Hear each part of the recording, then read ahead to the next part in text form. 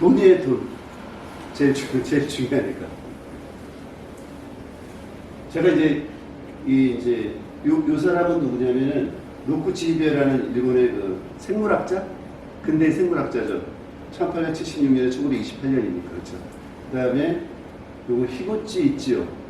요 사람은 소설가예요. 일찍 죽었죠. 24세 요저야. 일본의 소설가. 그 다음에, 우리가 이제 굉장히 싫어하는 후쿠자 유키치.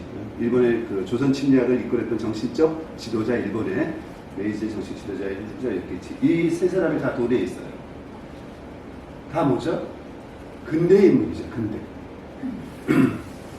우리 돈에 누가 있나요? 너무 옛날 사람들이 있죠. 응? 사실은. 그래서 별로 감흥이 없어. 근데 대부분 나라의 그 화폐는 대부분 근대 인물이 있어요. 그래서 근대 역사적 인물이 현재 어떤 연관이 이런 것들을 많이 느끼게 하는데, 우리는 너무 옛날 사람들이 있어가지고 정말 개념이 조금 다르다. 근데 이제 요 1000회짜리에 뒤에 보면 이제 뒷면에 이제 그림 이제 후지산이죠. 네. 그 다음에 이제 후지산의 벚꽃, 그 다음에 여기 이제 제비꽃이라고 하는, 그 다음에 요거는 이제 이번에 묘도인, 가보셨나요? 평등원이라고. 묘도인은 봉황이에요, 봉황.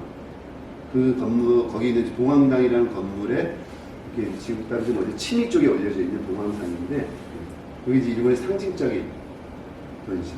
근데 요새는 이제 돈이 이렇게 되어 있는데, 그전에는 모든 돈에 이 사람이 있었어요. 누구죠? 쇼도쿠 태자예요. 모든 돈에. 일본의 100엔짜리부터 모든 돈에 누가 있었냐면 이 쇼도쿠 태자가 있었어요. 그러니까 뭐냐면, 이 사람을 일본 사람들이 어떤 위치의 의미로 생각하는지 보여주는 거죠. 그래서 지금까지 뭐죠? 일본의 정치, 문화, 뭐 이런 것의 근원인 된 사람, 뭐 아버지, 뭐 이런 의미로. 사실 한동안에 이제 실존 인물이냐 논쟁이 좀 있었어요. 그런데 지금 이제 이 사람을 부정하고 걔의 역사가 이어지지가 않거든요. 그 사람을 부정하는 순간. 왜냐하면 아스카 시대의 모든 문화가 여기로부터 출발하니까. 그러니까 지금 이제 인정하는 분위기 어쨌든 이런 사람이 있었다. 아마 백제 계열의 도레인 계열, 백제계 도레인의 계열로 이제 이야기를 하고 있습니다. 뭐 그 사실이 지금 꼭 맞는지 안 맞는지 몰라도 이제 어쨌든 이제 이런 시기가 있었다. 제가 이제 그 다음에 중국사 일본사를 얘기했던 이유는, 저는 이제 해설하면서 이런 얘기를 가끔 많이 하는데 되게 비슷한 나라예요, 사실은. 중국이나 일본이나 우리가. 그렇죠. 같은 불교 문화권이고, 같은 유교 문화권이고, 굉장히 비슷한 나라인데, 차이가 있는 거죠, 차이. 그 차별이 아니라. 그 차이를 알자는 게 굉장히 중요한데, 우리 자꾸 차별의 문제로 돌리고 있어서, 그래서 좀 그런 차이를 인정하자. 그래서 제가 오늘 이제 이런 걸 같이 하자고 했던 얘기도 그런 이유입니다, 뭐. 이건 사실은 이제 이 내용은 제가 한 6년 전에 어디서 강의했던 내용이에요. 그 동양사 강의를 하면서 그때 이제 이런 내용을 같이 했던 내용들인데, 그때 막 정리했던 표예요. 일본은 과거제라는 게 없죠. 그 얘기는 뭡니까? 관료자의 사회를 만들었지만 관료제의 기본이 되는 과거제도를 통해서 관료를 공부하는 시스템이 없다는 거예요. 우리는 물론 과거제에 있어서 여러 가지 폐해가 발생을 했지만 기본적으로 관료들을 공급받는 시스템이 되어 있었죠. 중국이나 우리는. 일본은 그게 없었어요. 뭐 성씨에서도 되게 많죠. 비슷하죠. 같이 젓가락을 쓰기도 하고 뭐 이런 내용들. 우리가 이제 많이 보는 건 뭐죠? 용마루에, 저는 이제 궁궐에서 이런 얘기 많이 하죠. 용마루에 우리는 곡선인데 일본이나 중국은 다 직선으로 돼 있더라고요. 용마루가. 뭐 차이가 뭘까요? 그래서 세 나라의 어떤 특징은 선을 중요시했던 나라, 그 청자의 어떤 라인이라든지 이런 지붕의 라인, 그리고 이제 오히려 칼라, 뭐 겐츠나 이런 예쁘고 청결한 이런 걸 중요했던 나라. 그 다음에 이제 크기가 중요한 나라, 그쵸? 형태가 크기 뭐 이런 얘기도 그냥 정리를 했던 내용이고요. 자, 요 내용이 그 논쟁이 됐던 어디죠? 관계토항비에 있던 내용이에요. 이렇게 해서 글자가 지워졌어요, 이만큼이.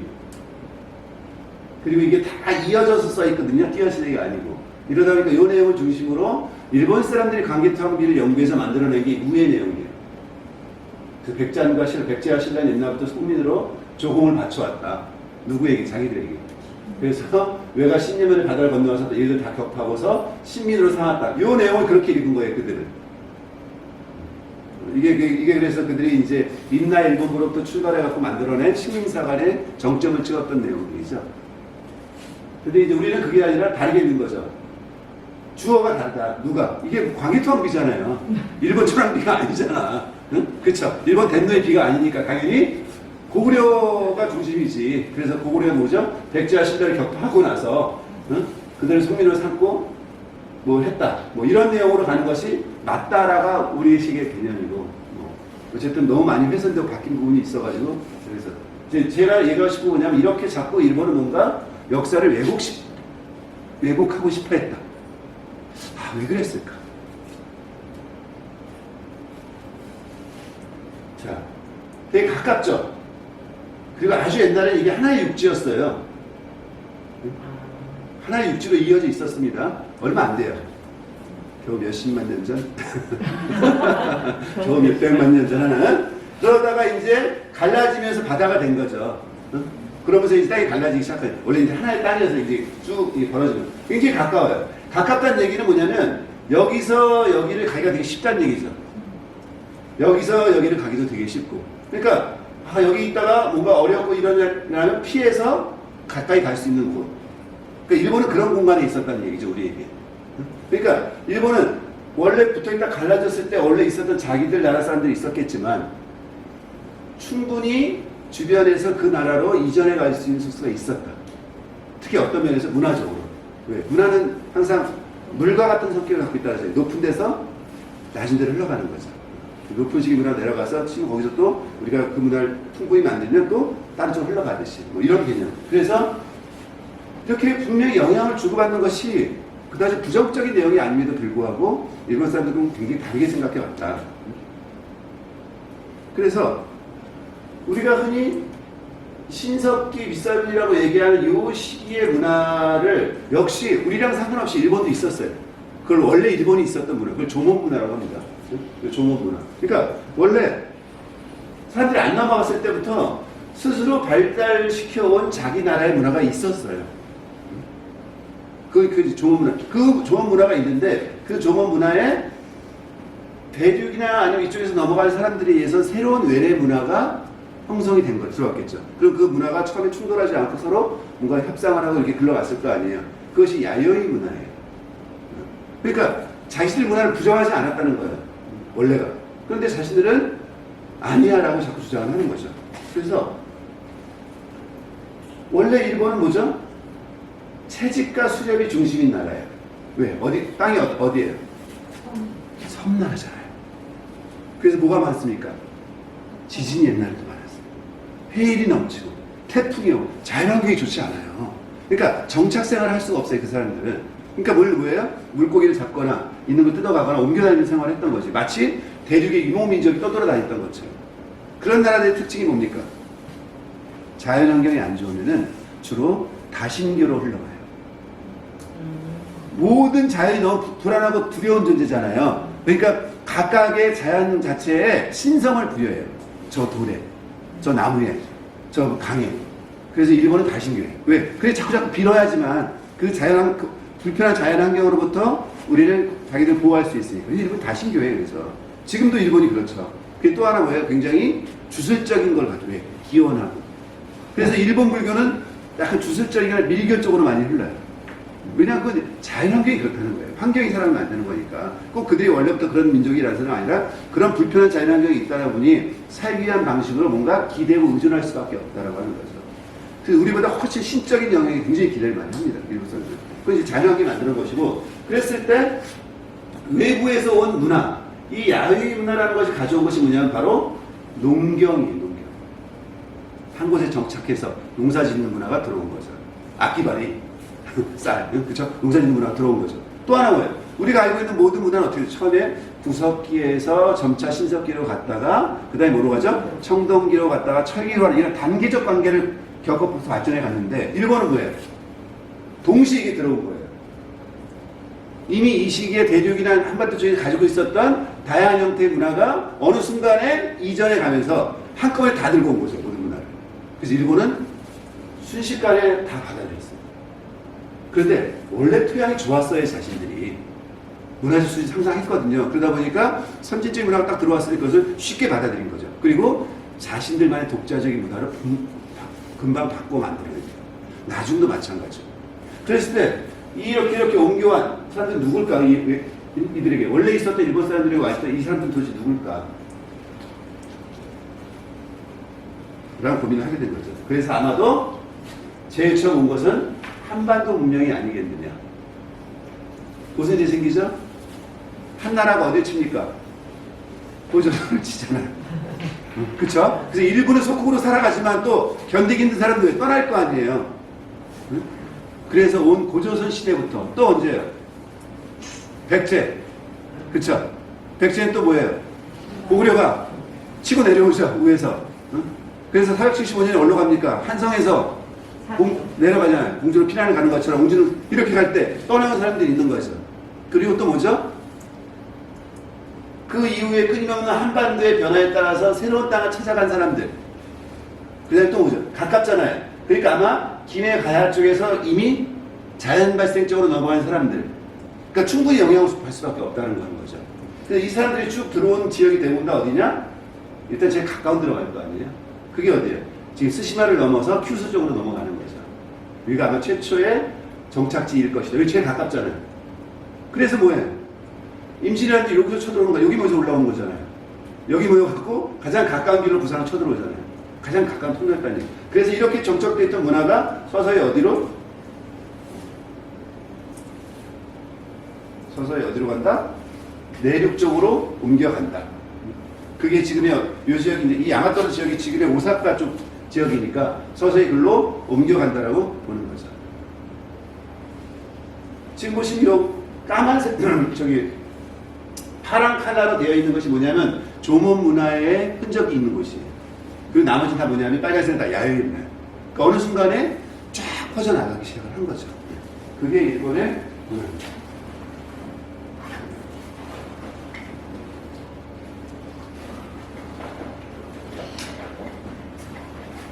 맨날 뭔가 하나씩 2%씩 부족해요. 자, 그러면 처음에 저곳을 갔던 사람들은 어떤 땅을 갔을까요? 이주를 했어요. 이주할 때. 자기랑 비슷한 나라의 자연환경을 찾아가겠죠. 그러니까 지금 여기가 어디인 것 같으세요? 충청도? 선생님 어디, 거기 예산. 선생님 예산이에요. 맞죠? 예, 맞아요. 일본인데. 충청도 같아요. 환경이 비슷해요. 가서 보면 내가 일본에 간다. 어디 예산, 어디 홍성 이런 마음이 들죠. 자연환경이 비슷하잖아요, 우리랑. 그쵸? 여기 똑같아요. 똑같아요, 다.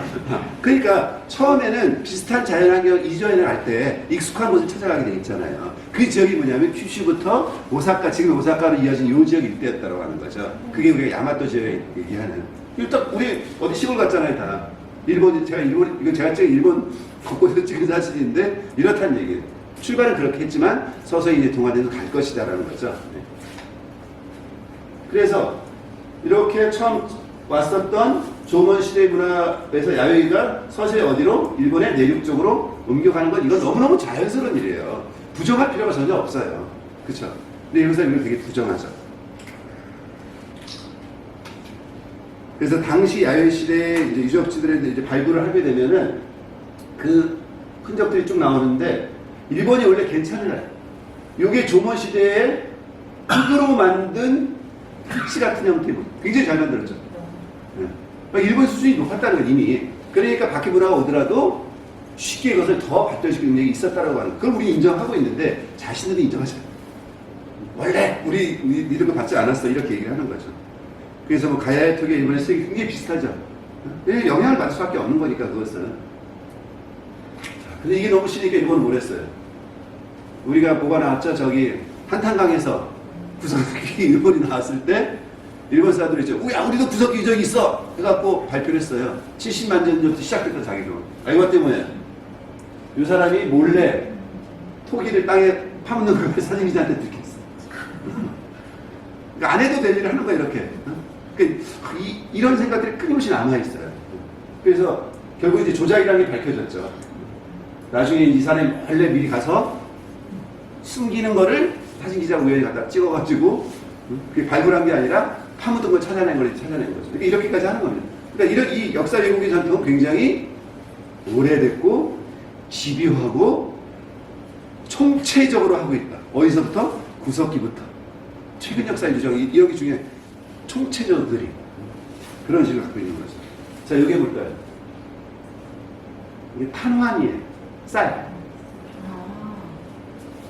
저는 유적지에서 발견한 쌀의 흔적이에요. 벼. 이게 이제 화재로 보통 많이 사라지니까 쌀 탄환이. 그래서 이 벼를 잘 연구하면은 시기가 나요. 얘네는 언제부터 쌀 농사를 했네. 그 쌀의 품종도 나오거든요. 자포니카. 우리가 지금 자포니카 하는 뭐 악기바리 막 이런 품종이 다 나오니까 어느 지역이 언제부터 이런 걸 알 수가 있어요. 이게 굉장히 중요한 내용이에요. 후쿠오카에서 바로 큐슈 이쪽이죠. 후쿠오카. 후쿠오카에서 타나미가 나왔어. BC 3, 4세기. 그리고 그때까지 우리는 없었어요. 나온 데가. 그런데 어디서 나왔냐? 김해 패총 지역에서 나왔어요. 1920년. 일제강점기. 근데 딱 분석을 해봤더니 BC 1세기 거야. 그 누가 더 오래됐어요? 일본이 오래됐죠. 그러니까 일본이 뭐라 그랬냐면, 야, 우리가 너희들에게 쌀을 전수해 줬어. 이게 출발입니다, 이게. 이렇게 70년 동안 가르쳤어요. 거의 그 70년까지. 그래서 뭡니까? 변호사는 어디로? 일본이 한반도로. 임나일본부라는 건 뭐냐면 단순히 권력만 쥐고 있는 것이 아니죠. 왜? 모든 문화, 생활 이걸 다 옮겨가는 거잖아요. 그래서 너희들은 우리가 다 한 거야. 이게 임나일본 소리지. 그런데 우리가 70년대 이후에 타나미를 발견했어요. 어디에서? 우리 저 부여강 송국리 유적 있죠? 네. 그 유적지, 그 공주에서 부여 넘어가는 길에 있는 그 유적지. 그 다음에 여주 흔남리. 저 남한강 변에서. BC 13, 12세기. 이때 이걸 발굴하러 간 이 이묘재 교수는 당시에 되게 또라이라는 소리를 들었대요. 왜냐하면 남들은 이제 막 이렇게 자기 이력을 찾고 있는데 혼자 흙을 계속 털고 있는데요. 흙 터서 털고. 그래서 너 왜 그래? 왜? 그랬더니 쌀을 찾고 사람이 살았으면은 곡식의 흔적이 나올 텐데 그래서 그 양반이 찾아낸 거예요. 인디아나 존스 같았대요, 자기는. 그걸 발견한 순간 뭐예요? 역사가 다시 바뀌잖아요.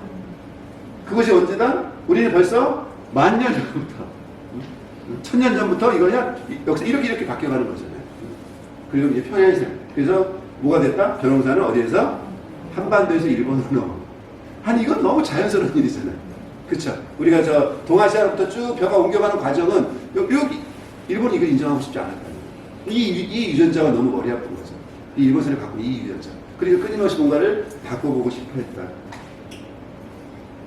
그래서 자신들의 문화가 오랫동안 자기들 뭐 전설도 얘기하고 막 그런 것들이 있었지만 그 전설보다 대략 한 BC 3세기부터 AD 한 2세기, 3세기까지 옮겨온 이 야유의 문화가 훨씬 더 일본에 큰 변화를 일으켰다는 얘기예요.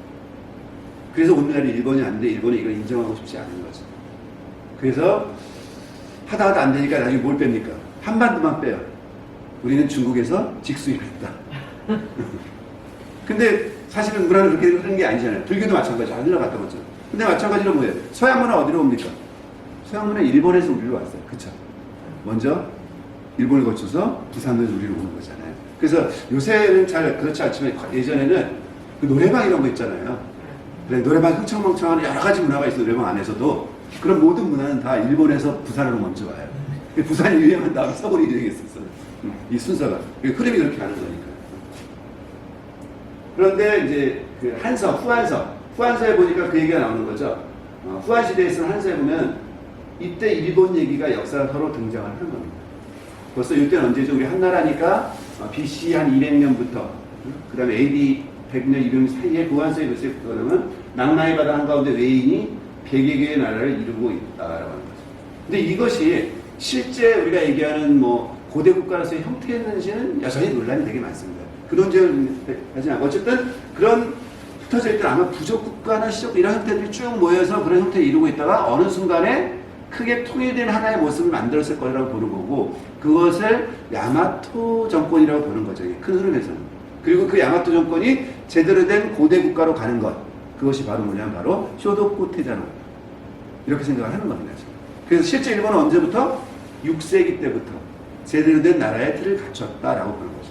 그 이전은 아마 여러 가지가 뒤섞여 있고, 더군다나 이쪽에서 막 넘어간 사람들 뭐, 이래서 기존에 있던 세력들과 흔히하는 아마 혼란의 여러 형태의 시기를 겪었을 것이다. 이제 그게 되게 이제 통념적으로 보고 있습니다. 예.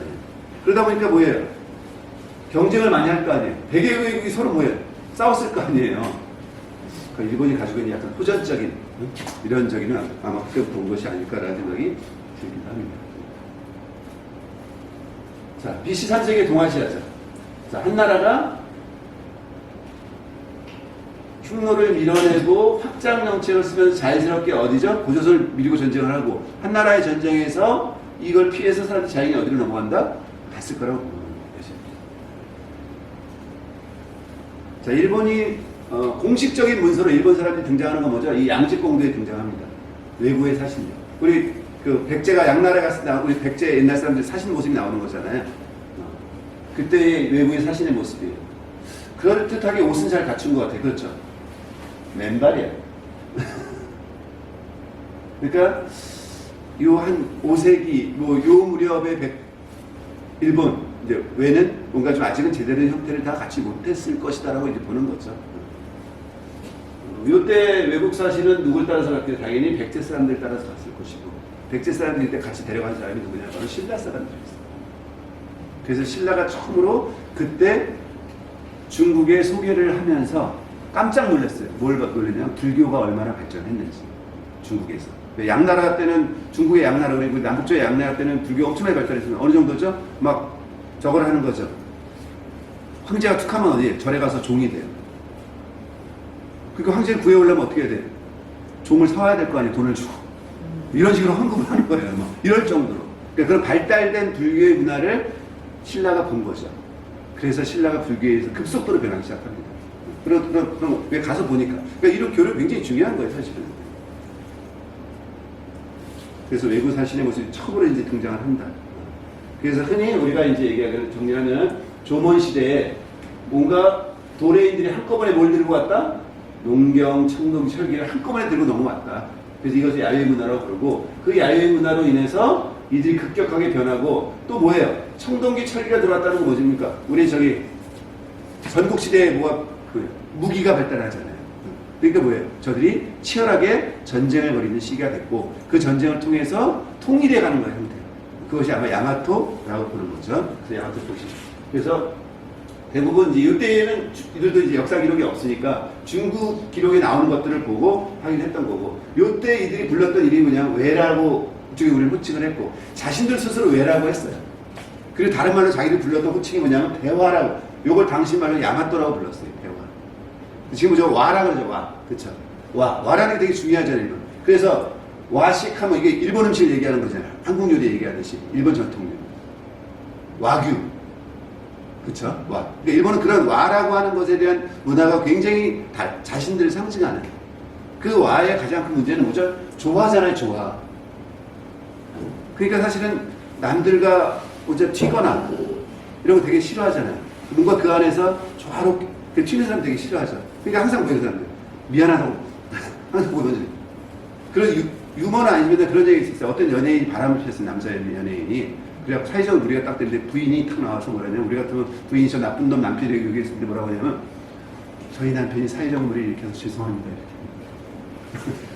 그러니까 자기들 내부에서는 그런데 왜 이렇게 우리한테만 대해서는 부정적이고 호전적인 생각, 뭔가 약간 비뚤어진 경쟁심, 부족한 사람들의 그런 게 아니었을까라는 생각이 들기도 합니다.